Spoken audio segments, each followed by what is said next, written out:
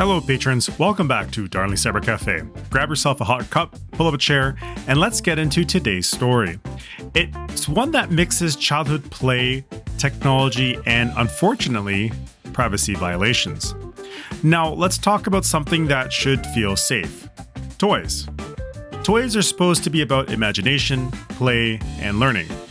But what if I told you that a toy robot designed to help your child learn programming could also be secretly tracking where they are at all times? And not just storing that information, but sending it to a company halfway across the world without you ever knowing. That's not science fiction. That's what just happened with a company called Apator, a robot toy maker based in China. The U.S. Department of Justice recently filed a complaint against Apator after an investigation from the Federal Trade Commission, or FTC. Here's the story. Apator sells robot toys for kids ages 6 to 14. They're marketed as fun, educational, coding-based toys. To control these robots, kids have to download a companion app. Pretty normal so far, right? This means various mobile devices like Android or iOS, the app requires users to enable location tracking, not an optional setting, but mandatory. Inside the app, Apator had enabled something called an SDK, or a software development kit, from a company called Push, which is also based in China. This SDK was quietly collecting children's location data. Now, think about that for a moment. That means that the app knew exactly where your child was when they used the toy. It didn't ask for permission. It didn't inform parents, and then Push, this third party, could use or sell that data however it wanted. Advertising, profiling, analytics. Now, this is a direct violation of the Children's Online Privacy Protection Act, or COPPA, C-O-P-P-A. COPPA is the US law that says companies must get parental consent before collecting personal information from kids under 13. And location data? That's about as personal as it gets. So the FTC moved in, proposed a $500,000 fine, and ordered Apator to erase all the illegally collected data. Now, Apator claims they can't afford to pay, so the fine is suspended. But the enforcement still matters. It sends a signal. And this isn't just Apator. On the same day, the FTC fined Disney $10 million for COPPA violations too. This illustrates something big. Regulators are cracking down harder than ever on companies that cross the line with children's privacy, and respectfully so. Why does this matter? Why privacy invasion isn't harmless? Now let's zoom out.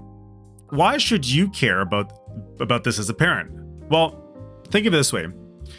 Data collection is often invisible. Your child doesn't see it happening. You don't see it happening, but the impact is very real. Imagine a stranger following your child around in real life, taking notes on where they go, how often, what times of day they leave the house. You would be downright outraged, and you would probably call the police right away. While online, it's easier to ignore or very much not to see, but it's essentially the same thing. And when that data is being harvested by foreign companies, it raises extra concerns. Data can cross borders instantly. Once it leaves your device, you have no idea where it's stored, who has access, and what it's being used for. Sometimes it's just for ads, sometimes it's just for profiling, and sometimes, well, let me just say governments and corporations don't always have the purest intentions, and this is coming from experience. It's also about setting habits early. If companies can get kids comfortable with giving up their data while they're young, they'll grow up thinking it's normal and give away privacy without question. That's not the digital future we want, and that slippery slope I have been advocating against for many years. Lessons for parents: how to protect your kids. So what can you do? Let's talk about some practical steps to protect your kids from digital spying, whether it's coming from toy makers, apps, or platforms. Number 1, Check app permissions. Before your child downloads an app or yourself, look at the permission it requests. If a toy app asks for location data, microphone access, or camera access, ask yourself, does this toy really need that? And if the answer is no, restrict it. And if you're not sure, restrict it anyways. Number 2, research the company. It only takes about 5 minutes. Look up the toy brand, check if they've been in the news for privacy violations, or see if there are parent reviews about the app. If the company is vague about privacy policies, that's a big red flag. Number 3, use parental controls. Both Android and iOS devices have parental controls built in. You can restrict app permissions, limit downloads, and even review what apps can access.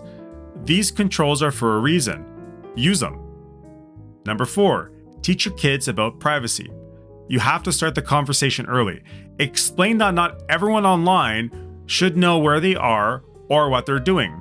Make it relatable. Say things like, would you tell a stranger your home address? Then don't let an app do it either. And number 5, stay informed. Follow the FTC updates or the country of your origin, read the consumer reports, or keep listening here at the Café. Laws are evolving, companies are being caught, and new threats pop up all the time. Staying updated keeps you one step ahead. So the bigger picture, what's at stake? I just want to end with the bigger lesson here. Privacy invasion isn't just about annoying ads or companies trying to sell you more toys. It's about power and control. Data is power, like knowledge. If someone knows where you are, what you like, how you behave, they can predict your actions and influence your choices. For adults, this means targeted ads, political manipulation, or just good old scams. For kids, it means their safety and innocence are at risk today and tomorrow. So here's a cold, hard truth. Once that data is out there, you can't get it back. You can delete an app, throw away the toy, even change your phone. But if that data was copied, it lives on forever. This is why prevention is so important. So here's today's takeaway. Not every toy is harmless, not every app is safe, and not every company deserves your trust. When it comes to your kids, you have to act as the first line of defense. So ask questions, check permissions, stay skeptical, trust no one, because while your kids see a toy robot, you might even be looking at a Trojan horse for surveillance. Question if this toy was just manufactured to steal more of your data or to collect data for a kid. Give them a fighting chance for their future. Think twice. Well, that's it for today's episode of Darnley Cyber Cafe. I know this one's a little heavier, but it's very important. Protecting kids online is not optional, it is essential. Stay safe, stay private, and stay caffeinated. Until next time, I'll see you later. And always remember, knowledge is power.